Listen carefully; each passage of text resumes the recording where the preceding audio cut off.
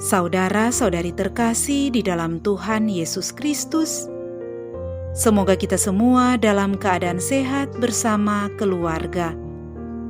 Saat ini marilah kita mendengarkan bacaan kitab suci dan renungan harian Kamis 18 November tahun 2021. Marilah berdoa.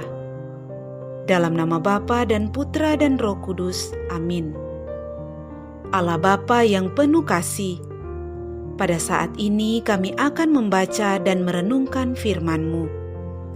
Kami mohon, bukalah hati kami, agar kami dapat hidup seturut dengan firman-Mu. Demi Kristus Tuhan dan pengantara kami. Amin. Bacaan pertama. Bacaan dari kitab pertama Makabe.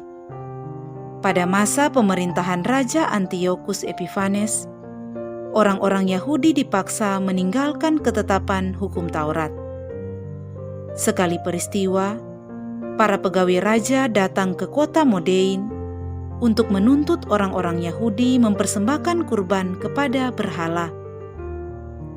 Banyak orang Israel datang kepada mereka. Matatias dan anak-anak berkumpul juga. Pegawai raja itu angkat bicara dan berkata kepada Matatias, "Saudara adalah seorang pemimpin, orang terhormat dan pembesar di kota ini, dan lagi didukung oleh anak-anak serta kaum kerabat.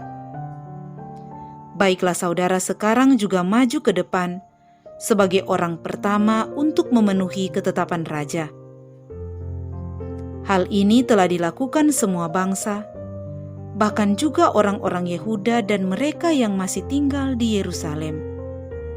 Kalau demikian, niscaya saudara serta anak-anak saudara termasuk dalam kalangan sahabat-sahabat raja dan akan dihormati dengan perak, emas, dan banyak hadiah." Tetapi Matatias menjawab dengan suara lantang, "Kalaupun segala bangsa di lingkungan wilayah raja mematuhi perintah Sri Baginda dan masing-masing murtad dari agama nenek moyangnya, serta menyesuaikan diri dengan perintah Sri Baginda, namun aku serta anak-anak dan kaum kerabatku hendak tetap hidup menurut perjanjian nenek moyang kami.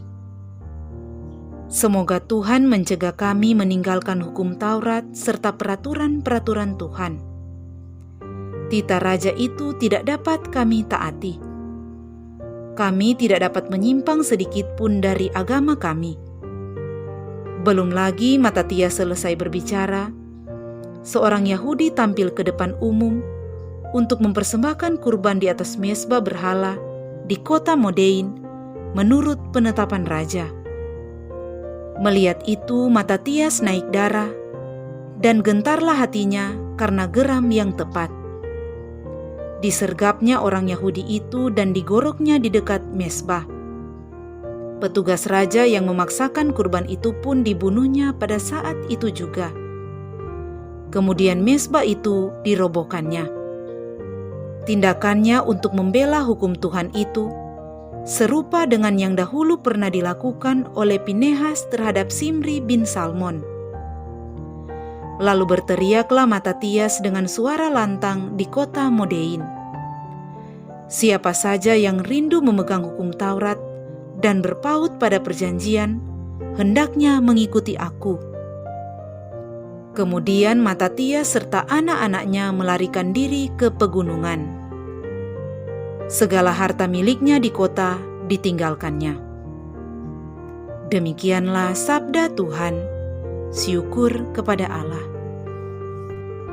Bacaan Injil. Inilah Injil suci menurut Lukas. Dimuliakanlah Tuhan. Pada waktu itu, ketika Yesus mendekati Yerusalem dan melihat kota itu, ia menangisinya, katanya, "Wahai Yerusalem, alangkah baiknya andaikan pada hari ini juga engkau mengerti apa yang perlu untuk damai sejahteramu. Tetapi sekarang hal itu tersembunyi bagi matamu. Sebab akan datang harinya, musuhmu mengelilingi engkau dengan kubu, lalu mengepung dan menghimpit engkau dari segala jurusan. Dan mereka akan membinasakan dikau beserta semua pendudukmu. Tembokmu akan dirobohkan, dan tiada satu batu pun akan dibiarkan terletak di atas batu yang lain. Sebab engkau tidak mengetahui saat Allah melawati engkau. Demikianlah sabda Tuhan. Terpujilah Kristus.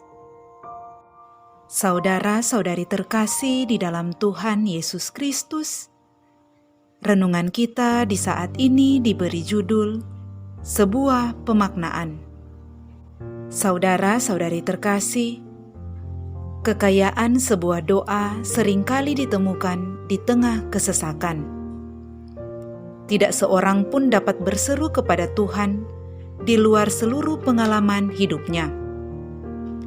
Hanya orang beriman yang benar-benar menyadari hal itu. Pada bacaan pertama kita hari ini, dikisahkan bagaimana Matatias mengalami pergulatan hebat di tengah-tengah gerakan umat Israel yang meninggalkan perjanjian dengan Tuhan. Di tengah kesesakan itu ia berseru, "Semoga Tuhan mencegah kami meninggalkan hukum Taurat serta peraturan-peraturan Tuhan." Iman yang teguh membuatnya tetap sadar akan pilihan hidupnya. Kita dapat melihat bahwa Tuhan memberi kekuatan kepadanya untuk tetap setia sehingga godaan duniawi ataupun ancaman kematian tidak menggoyahkan imannya. Saudara-saudari terkasih, Tuhan Yesus sendiri pun sebagai anak Allah berdoa di tengah kesesakan. Ia mengungkapkan keprihatinannya terhadap warga kota Yerusalem. Mereka yang sudah tidak setia lagi pada perjanjian dengan Allah, yang padahal janji itu sudah terpenuhi dalam dirinya. Mereka tidak menerima Dia sebagai pembawa damai sejahtera, karena Tuhan Yesus tidak melawan para penjajah Romawi secara politis dan militer seperti yang mereka harapkan. Namun demikian, inilah pergulatan batin yang dibawa oleh Tuhan Yesus dalam doanya. Doa yang lahir dari kekayaan batin Sang Anak Allah yang penuh belas kasih. Tuhan Yesus menghendaki agar orang-orang di Yerusalem dan kita sekarang ini mengerti apa yang perlu untuk damai sejahteramu. Saudara-saudari terkasih, keterlibatan batin yang sungguh-sungguh dalam di dalam setiap pergumulan hidup menjadi kekayaan dalam setiap doa kita. Berdoa, mengeluh, mengesah, bahkan menangis di tengah pergulatan hidup merupakan ungkapan keterlibatan seluruh diri kita dalam karya pelayanan yang menghadirkan damai sejahtera dan bukan permusuhan. Seperti Tuhan Yesus yang menangisi Yerusalem dan berkata, "Wahai Yerusalem, alangkah baiknya andaikan pada hari ini juga engkau mengerti apa yang perlu untuk damai sejahteramu." Tuhan Yesus menangis, berduka dan mengeluhkan umatnya. Ia menyadari bahwa ia akan segera mati bagi umat di Yerusalem dan untuk segala bangsa. Tuhan Yesus menangisi kota Yerusalem karena dalam sejarah banyak penguasa dan penduduk Yerusalem yang menolak para nabi yang berbicara atas nama Allah. Mereka terlalu angkuh dan tidak percaya. Mereka juga menolak untuk mendengarkan Yesus yang datang sebagai Mesias yang diurapi Allah, menjadi penyelamat dan Raja damai mereka. Saudara-saudari terkasih, Injil hari ini mau mengajak kita untuk merenungkan bahwa Tuhan Yesus menghendaki kita dimaknai oleh pendamaian dengan Allah dan sesama. Ia menghendaki agar kita bersatu dalam damai dan kasih dengan sesama, terutama mereka yang memusuhi kita. Ia memampukan kita hidup dalam damai, harmonis dengan keluarga, tetangga, komunitas, dan masyarakat kita. Damai sejahtera yang dibawa oleh Tuhan Yesus yang penuh cinta dan belas kasih, datang untuk melayani dan untuk menghadirkan damai sejahtera. Marilah berdoa. Allah Bapa, sumber damai sejahtera, perkenankanlah kami menjadi pewarta karya kasih-Mu, baik dalam perkataan maupun tindakan nyata kami, dengan hati gembira untuk menghadirkan damai sejahtera bagi kehidupan sesama kami. Dengan pengantaraan Kristus Tuhan kami. Amin.